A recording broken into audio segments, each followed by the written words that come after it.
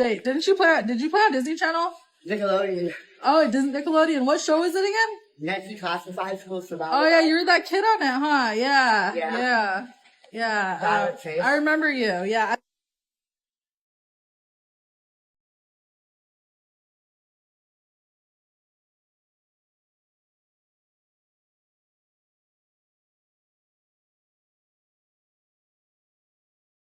YouTube poetry? Yeah, the one on Nick, right? Nickelodeon? Yes.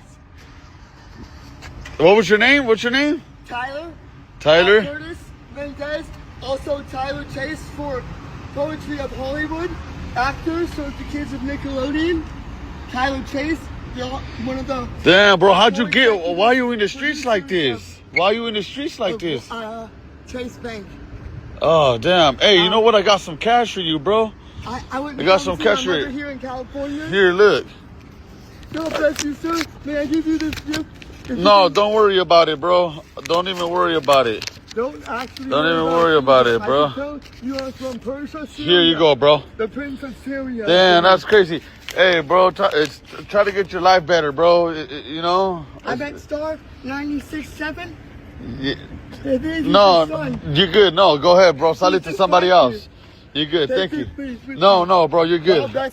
It's really very sad how a lot of these child stars end up. I have people in my direct bloodline, like very, very close bloodline, who have been addicted to drugs in their life. So I don't touch this stuff. Like I have a very addictive personality. You know, when I fall in love, I'm clingy. You know, I like candy. I smoke like a chimney. In 1927, you heard me. I don't mess with drugs for quite a few reasons. A, you can end up like that. B, I don't want to take nothing that if I get a bad batch, I could check about this motherfucker. I mean, you crazy as hell. You know, one of my favorite rappers, ESTG, he said, gambling with my life trying to get high. I heard they making pills. I'm sorry, my boy, what? And then more importantly, and I cannot stress this enough, what if I like drugs? I am screwed because of what's in my blood. It's literally in my veins to be an addict. So, you know, if you're someone who uses drugs, when you go through hard times, that's exactly what you go to. And when the drugs are the only thing that can make you feel better, that's what you're going to keep going to. You know, I'll give you a perfect example. You know, after I had a song hit 1 million views in 3 weeks and I didn't get no concerts after that, I was kind of depressed about it because I'm like, man, how they blackballing me, but NBA Youngboy and Sexy Red are okay, you know? And then after I had the same joke be viral for 3 months and I carried TikTok and I didn't get invited to nobody's podcast or nothing, I was like, dang. Then after 3 months of being viral with the same joke, the only podcast I was invited on was Fresh and Fit. And that wasn't the best appearance, obviously. And so many men, not women, we're talking about grown men, couldn't be like, yeah, I didn't really like that appearance, but my boy will get him next time. No, so many grown men were like, he didn't kiss the ring, so F that guy. Who cares about them? Do you know how upsetting it was when I realized that I had a song that carried TikTok for a couple of months and we did 1 million views in 3 weeks and we didn't get no concerts? That's enough to send somebody into a depression, but I stayed strong. And then I found myself in another depression after I got on Facebook and I built 200,000 followers in like 2 months. I did 110 million views on Facebook in March. And when I was supposed to get paid in April, I lost my account. I cried like a bitch because I had been viral with this Now You a Single Mom stuff for a year and some change. And I got no love besides from my audience. You know, I got people in my inbox, blue check people.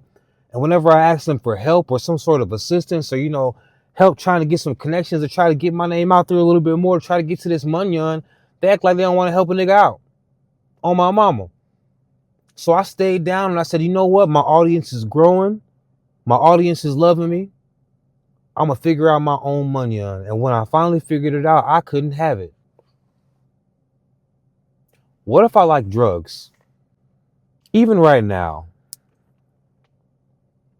you know, I've been through a lot of things in my life, so it's hard for me to truly get upset for an extended period of time, even about the things that I mentioned, because I'm grateful for what I do for a living now. I love my audience. I love the fact that people find me hilarious. And by the way, I'm sorry if this video ain't that damn funny. I'm sorry I can't be hilarious all the time, bitch. Damn. What I'm going through right now, y'all, I'll show you better than I can tell you. FYI, I keep getting unsubscribed from your channel somehow. I've subscribed to your channel 3 times this week.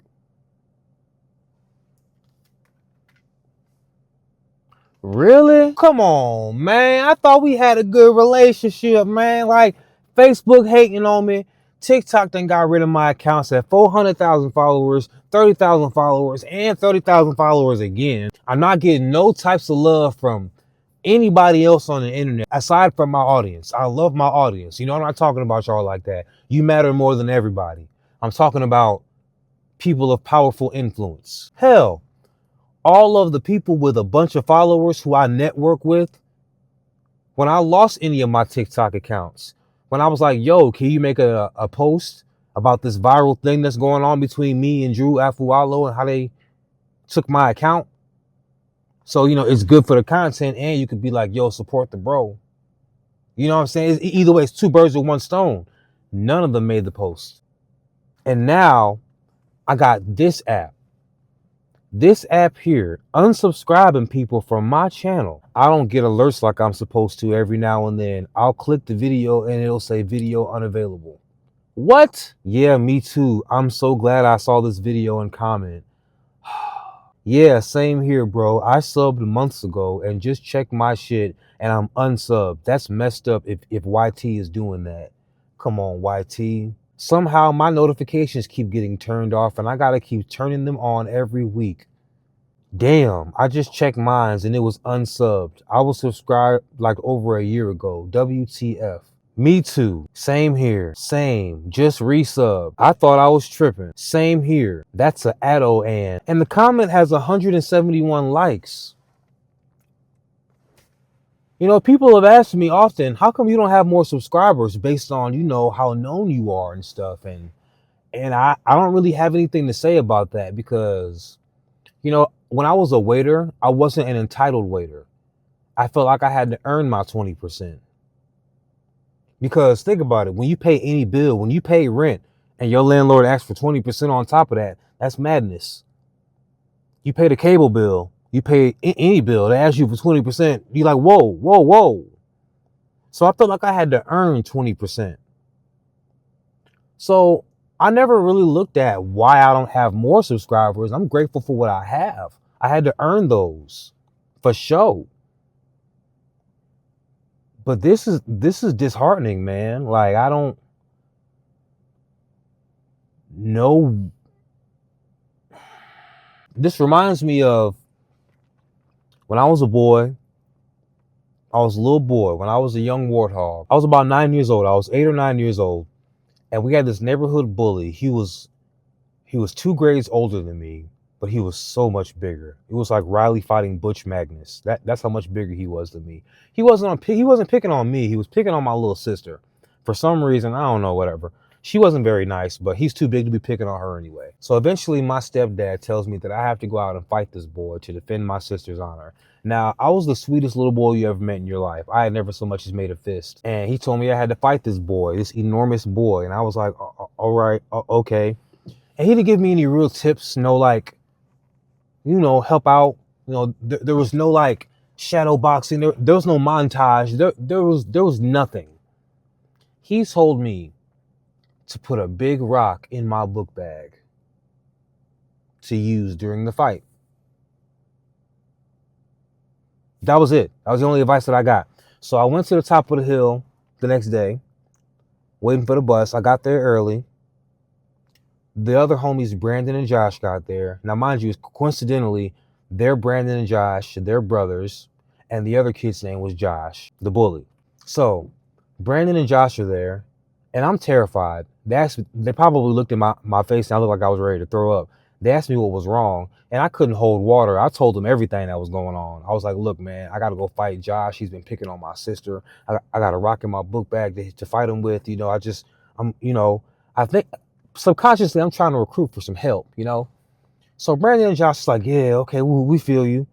So here comes Josh coming up the street, and I hear the Debo music. Dun-dum, dun-dum. So he's walking up the street, and Brandon's bitch ass runs down the hill to meet him. He said, Josh, Brandon came here to fight you. He's tired of you picking on his sister. He's got a rock in his book bag. This huge. I'll never forget his back and everything. He was like, this huge. And I just stood there at the top of the hill like this. Because the only thing I had was the element of surprise. And now that's gone. So Josh is like, oh, let's do this. So he takes off his book bag, drops that motherfucker. Me, I place mine down gently because, you know, I have homework in here. And I don't know what I was going to do with that rock anyway. It was too big. Like, what was I supposed to do with this big ass rock? Like, I was a small boy. You know, he was a big fifth grader. He looked like he played on the offensive line at a middle school. And I was a small third, fourth grader. You hear me? So he starts to punch me, and he has to punch down literally. It's like when that dude was fighting SpongeBob and he was punching down at him. That was literally the situation. So I'm doing this, protecting my head and stuff, and I'm looking for my opening. And as soon as I got my little opening that I could see, I did the only thing that I knew how to do. Hadouken! Came straight up with the uppercut. My man was... He does this. Sees that he's bleeding. And I just knew I was about to die because he wasn't hurt. He was just mad, like really mad, like so mad. And just as he was about to charge at me, the bus pulled up. Hallelujah! We were fighting at the top of the hill. So the bus driver seen everything. The bus driver said she mashed the gas when she saw us fighting. If that bus driver would have got there 30 seconds later, I probably would have been up. That's how God shows up for me in the times where I feel like all hope is lost. So when I lost my account on payday from Facebook, I felt like all hope was lost. And now this, they're unsubscribing people from my channel. So y'all, if you're watching this, I hope you like, comment, and subscribe. If you thought you were subscribed before or you had your alerts on, double check them. I'm not gonna lie, this is very disheartening.